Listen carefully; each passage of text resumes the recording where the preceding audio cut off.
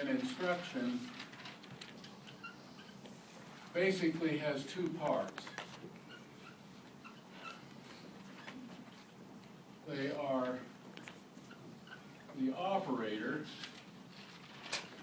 that is, what does it do?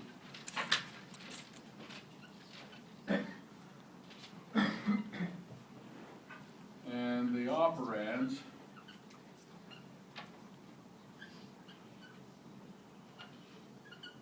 what does it do it to?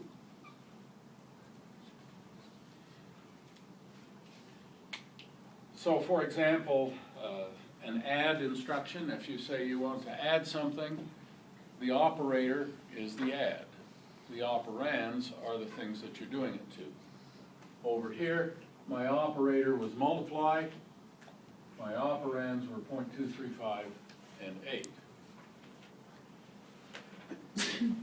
The operators are typically fairly easy to work with. They're somewhat limited. They're specified by an opcode, which is an abbreviation for an operator code. The LC3 has available 16. They've not all been used. So we don't have quite 16 different operators that we can work with. Operands, we have to have ways to specify these things. The operands are data, stored, well, we have two principal places where they get stored. Registers 0 through 7 and in memory.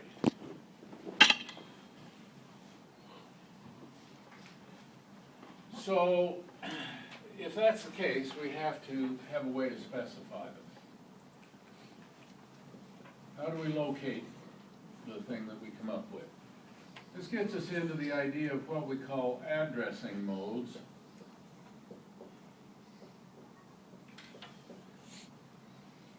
That is, one of the classic examples or images that's used in talking about memory, and it can be used in the registers as well, is that they're like mailboxes. Now that image breaks down, and I'll show you where it breaks down. But there's an address, there's a box number on the thing. That's not the same thing as the letter that's in the mailbox. Okay, so you've got two different quantities there. You've got the address, the box number, and what's in it. Now the place it breaks down is that in a mailbox in the post office you can put lots of letters in there. In these systems, there's one number in that location. If you put another one in there, it erases the first one. Okay, so that's the thing that's different and why that particular image does break down after a while.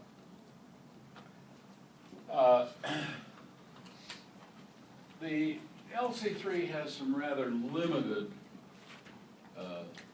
addressing modes. Some computers have a lot more than this, just like they have a lot more operators, a lot more instruction types.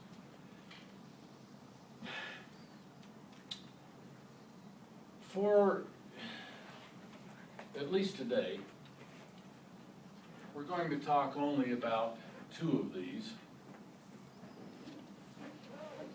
The first one is called immediate, or as they say in the book, sometimes literal.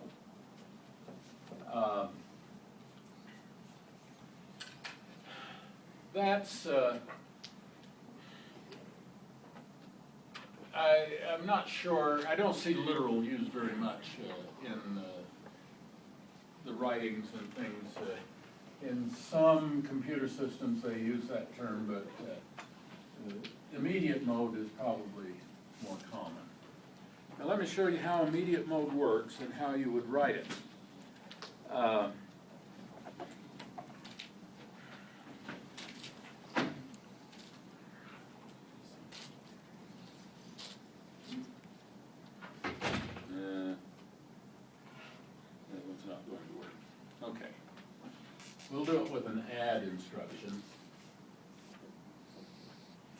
Now an add instruction,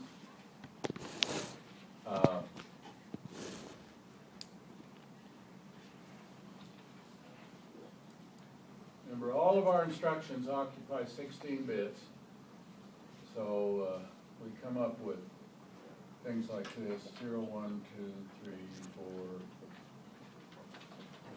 8, 9, 10, 12, 14, and 15. Now, if you look on the inside back cover of the book, there are two versions of the add instruction listed there. They aren't really different instructions because they have the same opcode, 1. Okay, that says add. Now, the first one on the list there uses 2 registers.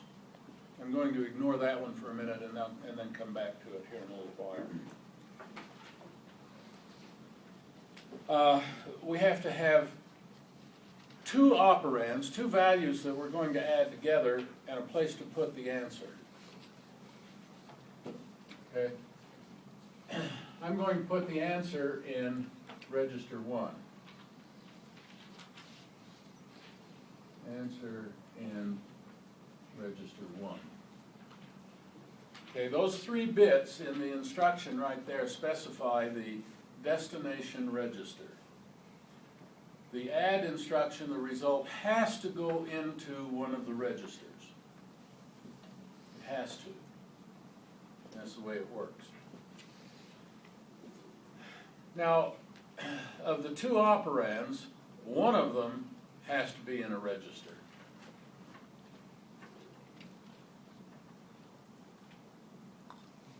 First operand, and we'll put it in register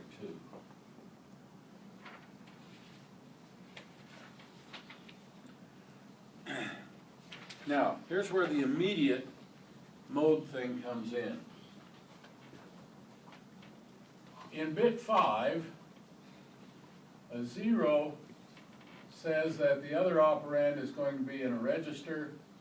1 says that it's immediate.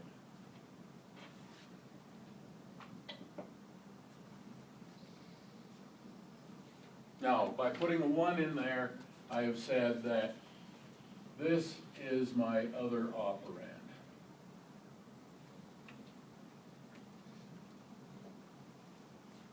Right there in those 5 bits.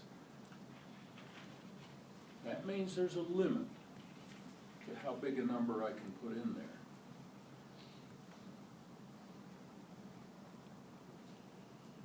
Now, it does it in 2's complement, but I'm going to ignore that here for just a moment and come back to it. Let's see. I don't know if he gives a specific example here that we can more or less copy, or if I'll just make one up.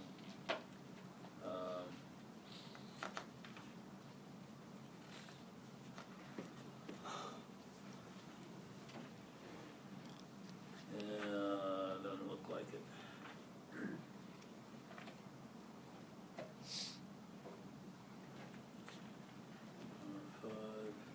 Well, yeah, here we go. On page 123, there's a similar one. He's got different register numbers, but that's all right. We'll put in here the number 1. Okay, what does this instruction do? It adds 1 to the contents of register 2 and puts the result in register 1. That's what that instruction says.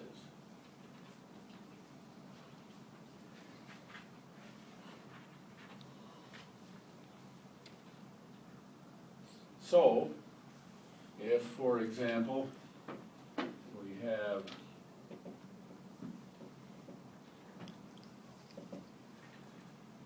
let's see, we just use registers 1 and 2.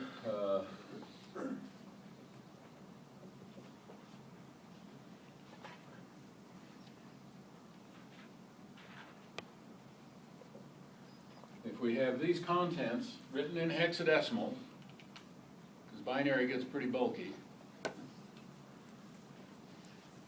here's the change that comes about with that thing. Register 0 is unchanged. Register 1 is unchanged. But register 2, oh wait, 2 is unchanged. Yeah, I've got things backwards there. Register 2 is unchanged. But it adds 1 to whatever's in register 2 and puts that into register 1. So this now becomes 2035. That's the net effect of that instruction. Is that the data or the address to the data? Which? The 1009. Stress. That's what's actually being worked with. It adds 1 to the contents of register 2. Okay, when you use register mode, you are looking right at that register. That's the data that you're working with. Could it hold it? It could hold an address to some further. Just don't get confused by that. Okay. Just hang on, we'll get to all those things in time. We want to focus on register mode and immediate mode.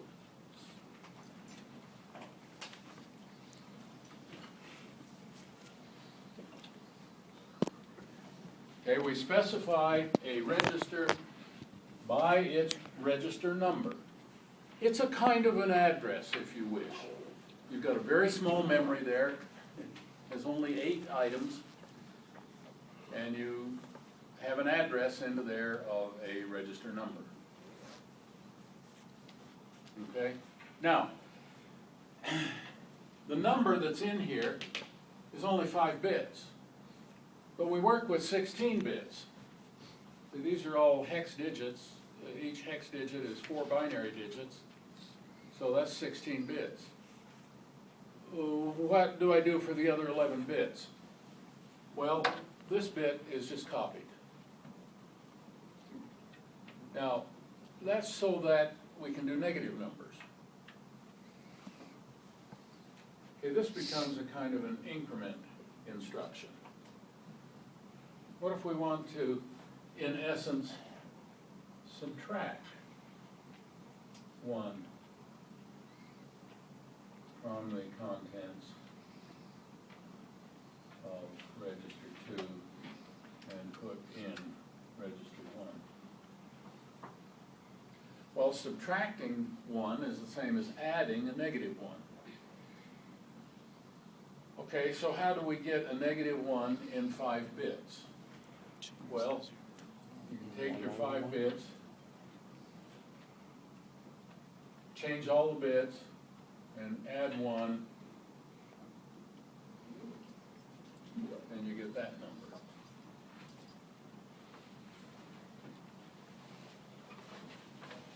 Now, the instruction then would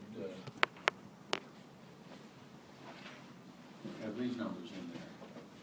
Now, how does that end up subtracting 1? Well, look, let's look at this thing in binary. 2, 0, 3, 4. Now I take this 5-bit number that I've got there, and I make it a 16-bit number by copying this digit. So we get 1s all the way across here. And then we just add them. See what we get. 0 plus 1 is 1, 0 plus 1 is 1, 1 plus 1 is 2, that's 0 and carry 1. 0 and carry 1, 3, that's 1 and carry 1. 3, You're missing a one in that good. bottom operand. I came out short by 1 there, didn't I? There we go. 1 plus 1 is 0 and carry 1, 0, carry 1, 0, 0, 0. 3, there's 1 and carry 1, 0, carry 1, 0, carry 1. It gets lost. And so I end up with 2, 0, 3, 3. Sure enough, that's 1 less than what I started with. Okay, so to subtract 1, what we do in essence is add the negative 1. Okay, so that sign extension is the thing that, what that really does is if this bit's a 0, then this is seen as a positive number, and all the rest of them are zeros. If it's a 1, it says, oh, this is a negative number, and so off you go. So what's the biggest number, positive number, that you can work with in immediate mode?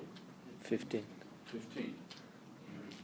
Because you got 5 bits, and that leftmost bit's the sign bit, so if it's going to be positive, that's got to be 0. So the biggest number you can have is 4 ones. That's a 15. How far can you go negative? 16. Negative 16. Okay, so immediate mode, you can't work with anything very big. But you can do something with it. Okay? Increment. Now, those are the first 2 addressing modes. Generally speaking, the easiest ones to work with. Next time, we'll write a program in machine code here to do a little task. Okay, won't be anything great shakes, but we'll actually get down to where we write a program. Okay? Questions? Okay, we'll see you on Monday then.